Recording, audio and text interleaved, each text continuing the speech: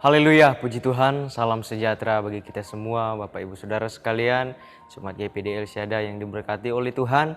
Kembali kita bertemu dalam Renungan 79. Kita bersyukur bahwa kita boleh ada, kita masih bisa mendengarkan firman Tuhan, itu semua karena kebaikan Tuhan, anugerah Tuhan di dalam kehidupan kita.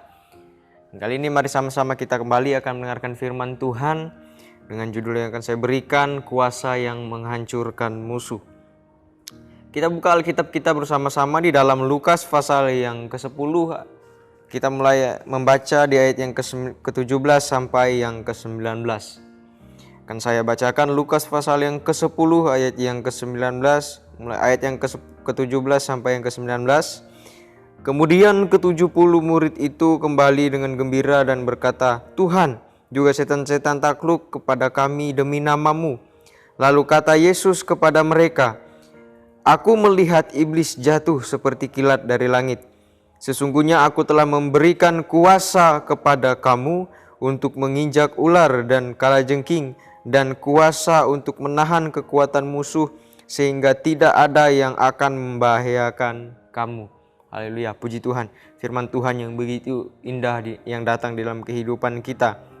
Jadi pelajaran dalam kehidupan kita. Kalau kita melihat di dalam kehidupan kita ini, di dalam dunia ini, semua bentuk kejahatan yang terjadi di dunia ini adalah perbuatan si iblis.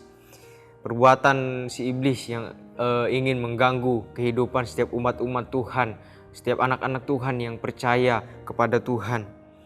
Kalau kita melihat di dalam Yohanes pasal yang ke-10, ayat yang ke-10 di bagian A, di sana dikatakan pencuri hanya datang untuk mencuri, membunuh, dan membinasakan. Ini sama halnya dengan yang dilakukan oleh iblis. Dia adalah bapa si jahat. Ia datang untuk mencuri kita dari hadapan Tuhan, dari hadirat Tuhan, untuk kita, sehingga kita masuk di dalam dosa dan kita menerima kebinasaan, kita menerima kehancuran.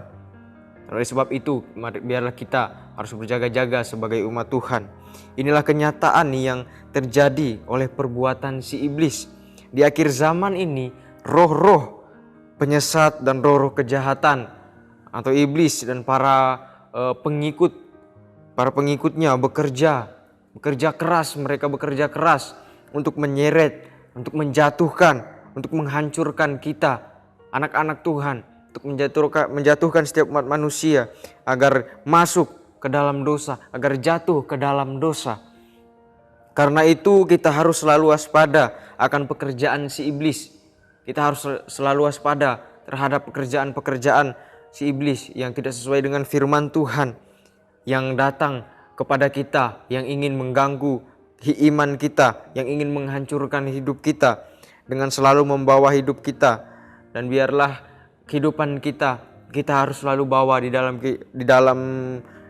Tuhan. Kita bawa kehidupan kita dekat dengan Tuhan. Untuk kita melindungi diri kita, untuk menjaga diri kita dari kuasa si iblis, dari roh-roh jahat, atau dari gangguan-gangguan iblis yang datang untuk menggoyangkan iman kita. Yang pertama yang dapat kita lakukan adalah dengan kita berdoa kepada Tuhan.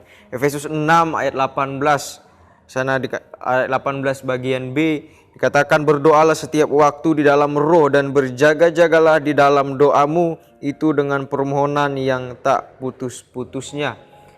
Berjaga-jaga dan berdoa, kita meminta terus kepada Tuhan dalam roh. Biarlah kita menjaga diri kita datang kepada Tuhan berdoa, kita meminta permohonan kepada Tuhan supaya Tuhan melindungi kita daripada kuasa-kuasa jahat, roh-roh jahat si iblis yang mengganggu kita. Kalau kita melihat Markus pasal yang ke-14 ayat yang ke-38, "Berjaga-jagalah dan berdoalah supaya kamu jangan jatuh ke dalam pencobaan. Roh memang penurut tetapi daging lemah." Jelas dikatakan bahwa berjaga-jagalah dan berdoalah. tegaskan kepada kita supaya kita harus berjaga-jaga dan berdoa di dalam kehidupan kita. Karena roh memang penurut, tetapi daging lemah. Daging kita sebagai manusia lemah ketika datang sesuatu hal yang menggoyangkan, yang hawa-hawa nafsu dunia yang datang kepada kita, daging bisa saja menjadi lemah. Sebab itu kita harus waspada, kita harus selalu waspada dan berjaga-jaga dengan doa. Karena kita tahu bahwa iblis terus mencari orang-orang atau anak-anak Tuhan untuk ia hancurkan. Supaya orang-orang atau anak-anak Tuhan, manusia, jatuh ke dalam dosa. Iblis selalu mencari hal-hal yang ia bisa lakukan untuk menjatuhkan kita sebagai anak-anak Tuhan. 1 Petrus 5 ayat yang ke-8 dikatakan di sana, sadarlah dan berjaga-jagalah, lawanmu si iblis berjalan keliling sama seperti singa yang mengaum-ngaum dan mencari orang yang dapat ditelannya. Firman Tuhan mengingatkan kita bahwa kita harus sadar. Kita sadar bahwa iblis berjalan untuk mencari kita. Dikatakan seperti singa yang mengaum-ngaum, mencari orang, mencari mangsa untuk ia dapatkan, untuk ia telan. Jadi biarlah kita berjaga-jaga dalam kehidupan kita, di dalam doa kita kepada Tuhan. Supaya Tuhan menjaga kehidupan kita dari kuasa si iblis, dari pekerjaan iblis yang ingin menjatuhkan setiap kehidupan kita. Dan yang berikutnya adalah dengan iman kita. Kita harus beriman yang teguh kepada Tuhan. Kita harus percaya benar kepada Tuhan. Supaya kita dapat mengalahkan, supaya kita dapat melawan kuasa-kuasa jahat, roh-roh jahat, roh-roh penyesat di dalam kehidupan kita, dalam semua aspek kehidupan yang kita jalani. Kalau kita lihat dalam Efesus pasal yang ke-6 ayat yang ke-16 dikatakan, dalam segala keadaan pergunakanlah perisai iman. Sebab dengan perisai itu kamu akan dapat memadamkan semua panah api dari si jahat. Menggunakan perisai iman, firman Tuhan. Ketika kita datang kepada Tuhan, minta perlindungan daripadanya, dan minta diberikan pertolongan dari Roh Kudus-Nya, kita pasti mampu mengalahkan si iblis dan dari segala tipu muslihat si iblis. Yaitu tentunya kita harus dengan iman kita datang kepada Tuhan. Sebelum iblis dekat kepada kita, kita mengusir iblis di dalam nama Tuhan kita. Dengan iman kita percaya bahwa Tuhan kita sanggup menolong kehidupan kita. Firman Tuhan mengajarkan di dalam Yakobus pasal yang ke-4 ayat yang ke-7 dikatakan, karena itu tunduklah kepada Allah dan lawanlah iblis, maka ia akan lari daripadamu.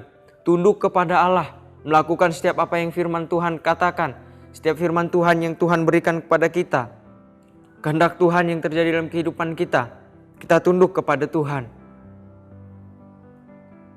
Sehingga Tuhan memberikan kita kekuatan, Tuhan memberikan kuasanya di dalam kehidupan kita. Dan kita mampu melawan si iblis, kita mampu menjalani hidup kita melawan sesuatu hal-hal yang jahat yang datangnya dari iblis, yang ingin menjatuhkan kita sebagai umat-umat Tuhan. Kalau menjadi pertanyaan dalam kehidupan kita, mengapa tidak Tuhan sendiri yang langsung mengusir iblis dari hidup kita? Mengapa tidak langsung Tuhan saja yang mengusir iblis itu dari hidup kita? Jawabannya sebab Tuhan sudah memberikan kita kuasa. Tuhan yang sudah memberikan kita kuasa untuk kita melawan si iblis di dalam namanya, dalam kekuatan kuasanya. Dan tentunya juga Tuhan ingin melihat apakah kita benar-benar percaya, apakah iman kita benar-benar teguh, percaya kepada Tuhan yang mampu, yang berkuasa melawan si jahat iblis itu. Tuhan ingin melihat apakah kita benar-benar percaya kepada Tuhan. Sehingga dari itu biarlah kita dengan iman kita benar-benar percaya, harus percaya kepada Tuhan yang sanggup melakukan segala perkara. Markus 16 ayat yang ke-17. Tanda-tanda ini akan menyertai orang-orang percaya. Mereka akan mengusir setan-setan demi namaku. Mujizat-mujizat Tuhan terjadi ada kuasa Tuhan tentunya di dalamnya. Dan ketika orang yang percaya, maka ia akan mengusir setan-setan di dalam nama Tuhan kita, Yesus Kristus. Oleh sebab itu, jangan kita ragu terhadap kuasa Tuhan.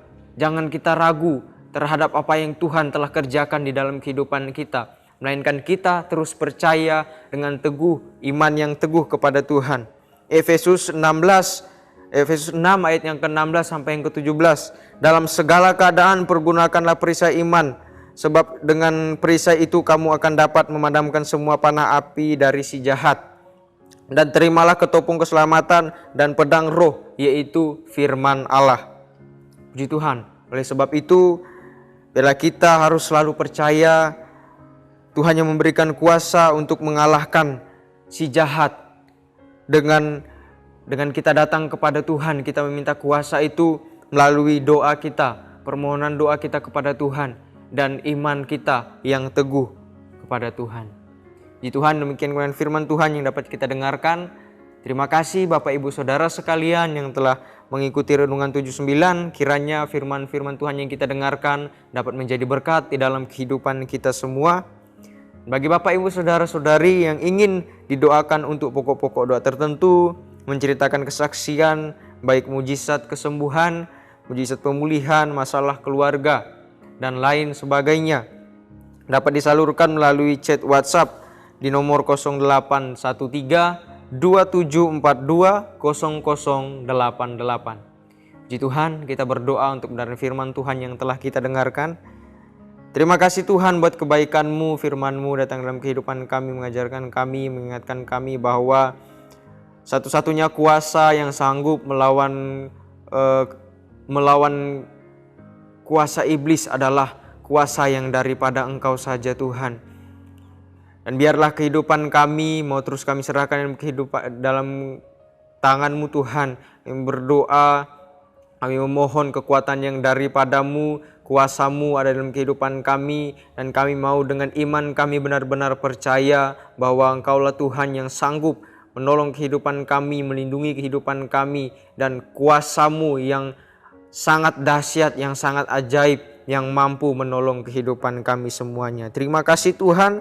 Ya Tuhan, terima kasih Engkau karena Engkau telah memberikan kepada kami Jemaat GPD El Shaddai Magelang kemuliaan yang diberi Bapa kepadamu, supaya kami menjadi satu sama seperti Engkau dan Bapa adalah satu. Puji Tuhan, terima kasih untuk kebaikan-Mu, firman Tuhan yang telah kami dengarkan, kami terima di dalam nama Tuhan Yesus Kristus. Haleluya. Amin.